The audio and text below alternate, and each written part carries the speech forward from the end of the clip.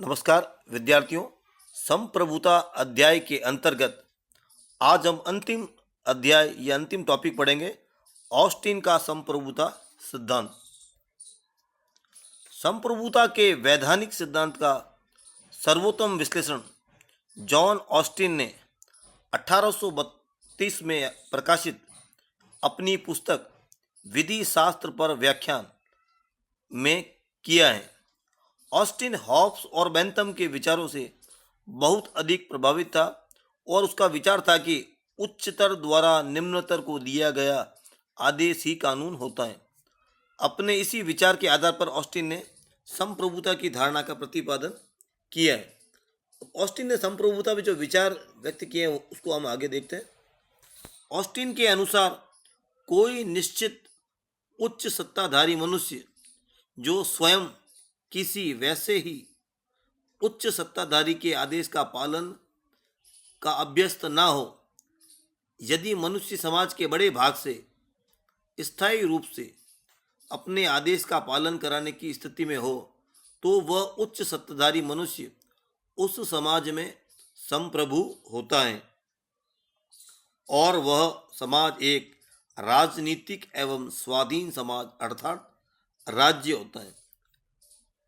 Austin के संप्रभुता पे जो ये विचार दिए गए हैं उससे उसकी संप्रभुता के संबंध में कुछ विशेषताएं सामने आती है।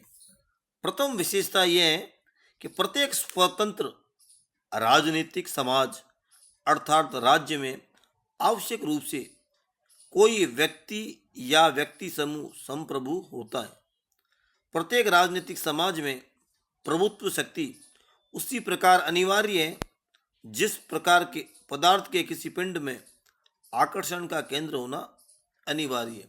तो प्रथम बात तो ये हुई कि प्रत्येक राज्य में एक व्यक्ति या व्यक्ति समूह संप्रभु होगा। द्वितीय, संप्रभु किसी एक मानव या मानव समूह के रूप में हो सकता है, किंतु ये आवश्यक रूप से निश्चित होना चाहिए। संप्रभुता सामान्य इच्छा, प्राकृतिक कानून, देवी इच्छा, जनमत या मतदाता जैसे भावात्मक प्रतीकों में निहित नहीं हो सकती। वह तो एक ऐसा निश्चित मनुष्य या एक ऐसी निश्चित सत्ता होनी चाहिए जिस पर कोई कानूनी बंधन ना हो। तीसरी बात, इस प्रकार का निश्चित मानव श्रेष्ठ स्वयं किसी उच्च अधिकारी के आदेशों का पालन कर नहीं सकता। उसकी इच्छा सभी व्यक्तियों और समुदायों से बड़ी है और वह प्रत्यक्ष या अप्रत्यक्ष रूप से किसी के भी नियंत्रण के अधीन नहीं हो सकता। चौथी बात, प्रभुत्व शक्ति को समाज की बहुसंख्या से पूर्ण आज्ञाकारिता प्राप्त होनी चाहिए। इसका मतलब है कि आज्ञाकारिता आदत का विषय होना चाहिए, केवल यदा कदा नहीं। ऑस्टिन का विचार है कि संप्रभु अधिकारी के प्रति आज्ञाकारिता स्थिर और निरंतर होनी चाहिए। पांचवी बात है, प्रभुत्व शक्ति के आदेश ही कानून है और उनको न मानना, आज्ञा का पालन न करना दंड का अधिकारी होना पड़ता है। अंतिम बात है इसमें ऑस्टिन के अनुसार प्रभुत्व शक्ति अविभाज्य है, क्योंकि वह एक इकाई है इसलिए वह खंडित नहीं हो सकती। प्रभुत्व शक्ति के विभाजन का अर्थ है संप्रभुता का विनाश करना। तो इस प्रकार ऑस्टिन का संप्रभुता सिद्धांत हमें यह बताता है कि संप्रभुता एक व्यक्ति या व्यक्ति समूह में होगी, वह निश्चित होनी चाहिए, वह स्वयं किसी की आदेशों का पालन करने का अभ्यस्त नहीं होना चाहिए, उसे पूरे समाज ये समाज के लगभग बड़े भाग से आज्ञाकारिता प्राप्त होनी चाहिए, उसके आदेश ही कानून होंगे तथा प्रभुत्व शक्ति अविभाज्य होती है। अब आगे हम देखते हैं ऑस्टिन के प्रभुत्व सत्ता या संप्रभुता के सिद्धांत की विद्वानों द्वारा आलोचना की गई है। ऑस्टिन द्वारा किए गए विश्लेषण के अनुसार सर्वोच्च शक्ति निश्चयात्मक, स्वेच्छाचारी, असीमित, अविभाज्य, सर्वव्यापक और स्थायी है। किंतु ऑस्टिन एक वकील था और उसने संप्रभुता के सिद्धांत की व्याख्या में केवल कानूनी दृष्टिकोण को ही ध्यान में रखा है। ऑस्टिन द्वारा संप्रभुता के व्यवहारिक पक्ष पर ध्यान नहीं दिए जाने के कारण उसकी कटु आलोचनाएं की गई है। प्रथम आलोचना इस प्रकार है, समाज में ऑस्टिन के निश्चित जन श्रेष्ठ की खोज कर पाना कठिन है। ऑस्टिन के द्वारा जिस प्रकार के निश्चित संप्रभु की व्याख्या की गई है, व्यवहार में उसे खोज पाना अत्यंत कठिन है। सर हेनरी मैन ने अपनी पुस्तक अर्ली इंस्टीट्यूशन में लिखा है कि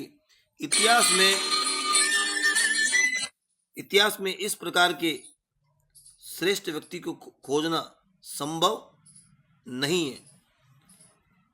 दूसरा आलोचना ये की जाती है, कानून संप्रभु की आज्ञा मात्र नहीं होता।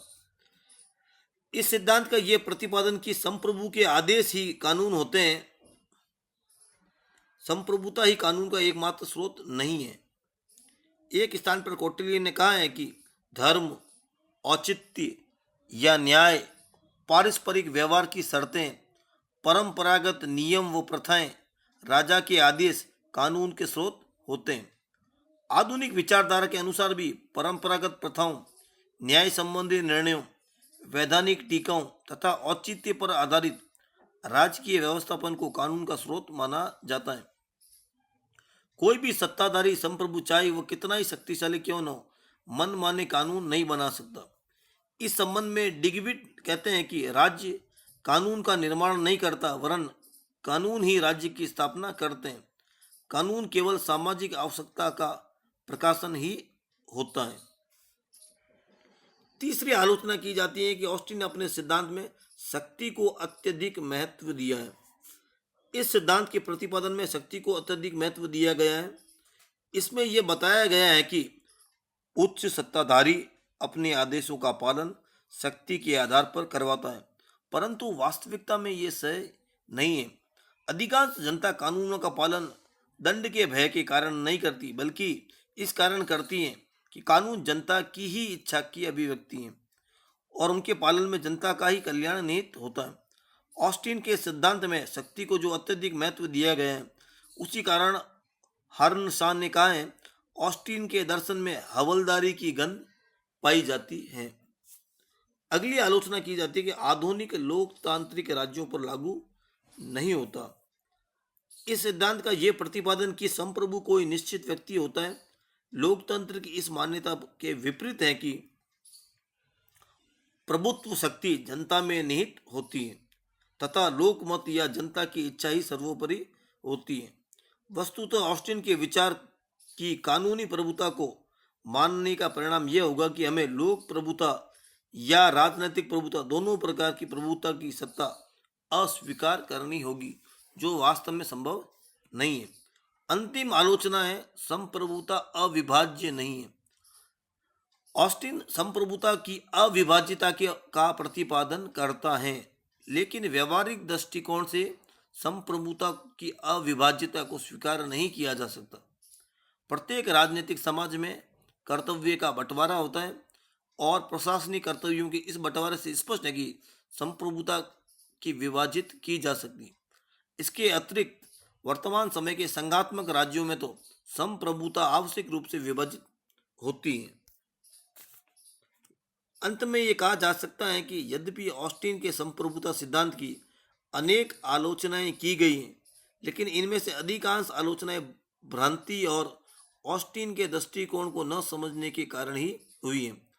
ऑस्टिन ने वैधानिक दृष्टिकोण के आधार पर इस सिद्धांत का प्रतिपादन किया है और इस दृष्टि से यह सिद्धांत नितांत सही है। ये सिद्धांत नितांत स्पष्ट और तर्क संगत है और उसके द्वारा किए गए सिद्धांत के इस विवेचन से संप्रभुता के लौकिक और राजनीतिक रूपों की निश्चितता में ढल जाती है।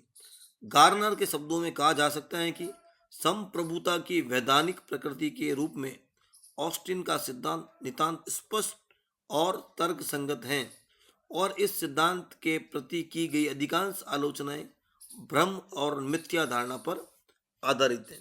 तो इस प्रकार आपने इस अध्याय को शुरू से अंत तक ध्यान से सुना, इसके लिए आपका बहुत बहुत धन्यवाद।